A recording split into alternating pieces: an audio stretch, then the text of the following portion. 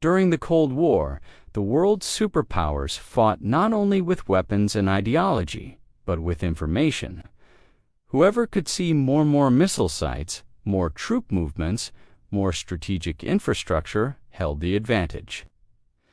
This obsession with visibility pushed the United States and the Soviet Union into an era of intense innovation in reconnaissance.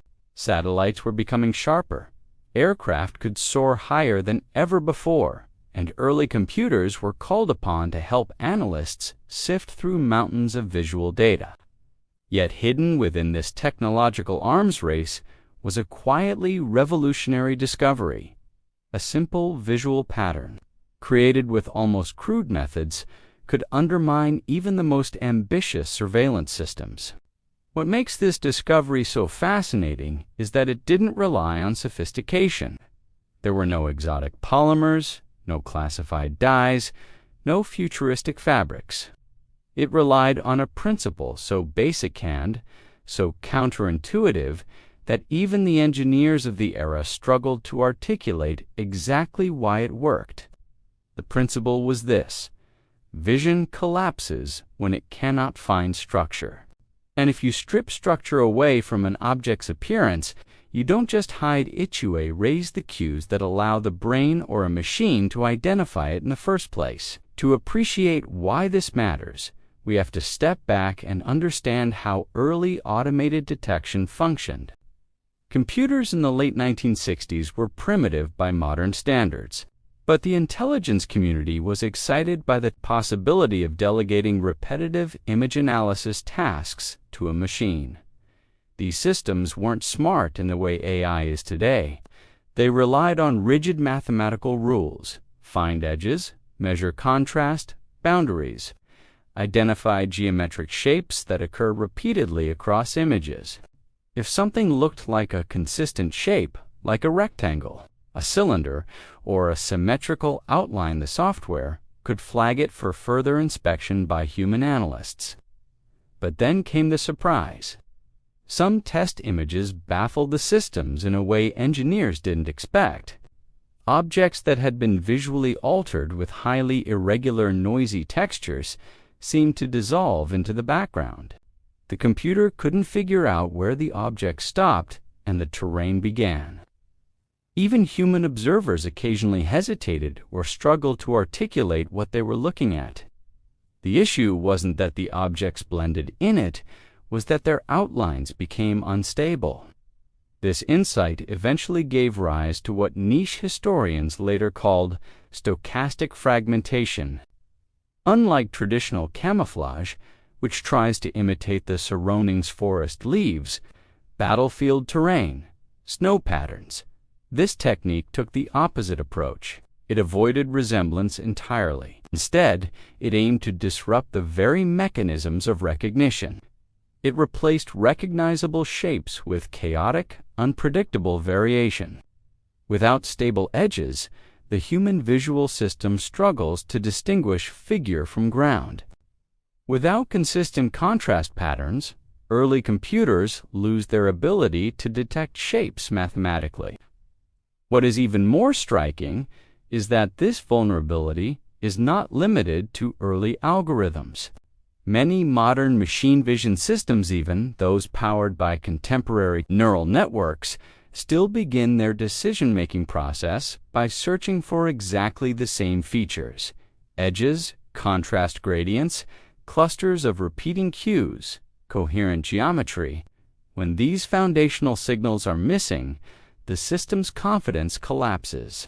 It becomes unsure whether an object exists at all.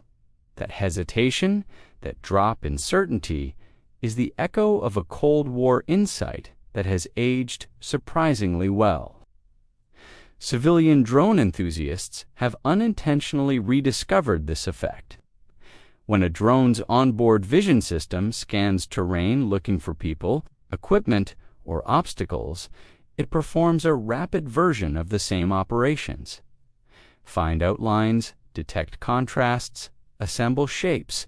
Footage from test flights has revealed that highly irregular textures, even when created unintentionally by nature, or old fabric patterns often cause misreads. The system classifies objects incorrectly or fails to detect them entirely because the visual cues break down into statistical noise. To understand why this happens even today, you need to consider how deeply human and machine perception rely on predictability.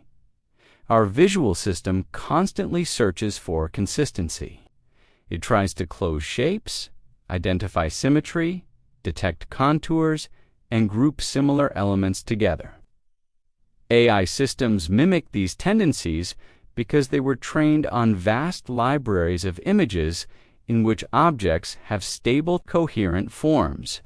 When something violates those expectations, when it refuses to offer the brain or the algorithm anything steady, to hold on to it becomes difficult to interpret. Ambiguity is not just inconvenient, it is destabilizing. This is the heart of the Cold War discovery.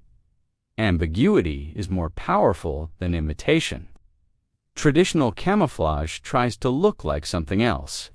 Stochastic fragmentation, by contrast, tries to become visually undefined, and undefined objects challenge the observer.